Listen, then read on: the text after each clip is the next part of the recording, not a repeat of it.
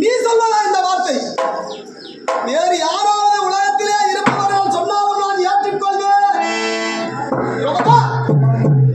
நான் பேடி என்று விதைத்தாய் அல்லவா? நான் பேடியா இல்லை ஆண்டவனா என்னும் தந்தையாருக்கு முடியான திருமதியை கேட்டு கேட்டுவார். அன்றைய தினத்திலே துரோணாச்சாரியாகப்பட்டவர் செய்த சமயத்தின் பிரகாரம் உன் தந்தையாருக்கு முடியான திருமதியை என்னை மனத்திலேயே கட்டி வர வேண்டும் என்று குருதட்சணையாக இருக்கும்படியான கௌரவார் 100 பேரிடத்தில் கேட்கவும் அந்த 100 பேர் சென்று உன் தந்தையிடத்திலே அடிபட்டு வதிபட்டு வந்தார்கள். மறுபடியும் எங்கள் இருக்கும்படியான இந்த பஞ்ச பாண்டவர்களை கேட்டார்.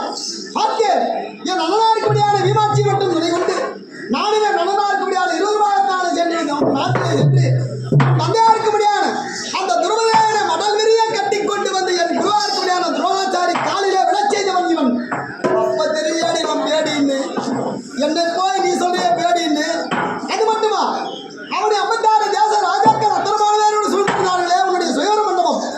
அந்த சுயவர மண்டபத்திலே ஒருவருமே வளைக்க முடியாத அந்த 210 அடி உயரம் கொண்ட எஃகுவில் அந்த எஃகுவில்லை அத்தனமானவர்கள் எத்தனையோ பேரை வளைத்து பார்த்தார்கள், வளைக்க முடியவில்லை.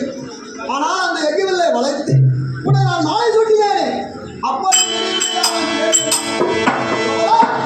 அது மட்டுமா அது இருக்கும்படியான காண்டாவனம் காண்டாவனத்தை எரித்து அக்னியை அவனுக்கு சுகமாக கொடுத்து அது அக்னியுடைய வருவதால் என் தளத்திலே காண்டிவம் சொல்ல முடியாது அந்த காண்டிவத்தை கொடுத்தாரு. அப்போது தெரியவில்லை நான் பேடி என்று. இது மட்டுமா இந்த வனாந்திரத்திலே இருக்கும்பொழுது அது ஒன்றுக்குள் வரக்கூடிய அசுரர்கள் அத்தனமான வேறனும் என் கரகால் மாண்டு போனார்களே அப்பொழுதெல்லாம் தெரியவில்லையா நான் பேடி என்று. என்னை பார்த்து பேடி என்று சொல்லிவிட்டாயே. இந்த உலகத்திலே யார் சொல்லி இருந்தாலும் நான் ஏற்றுக்கொள்வேன்.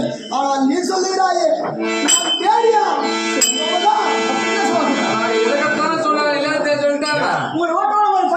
சொல்ல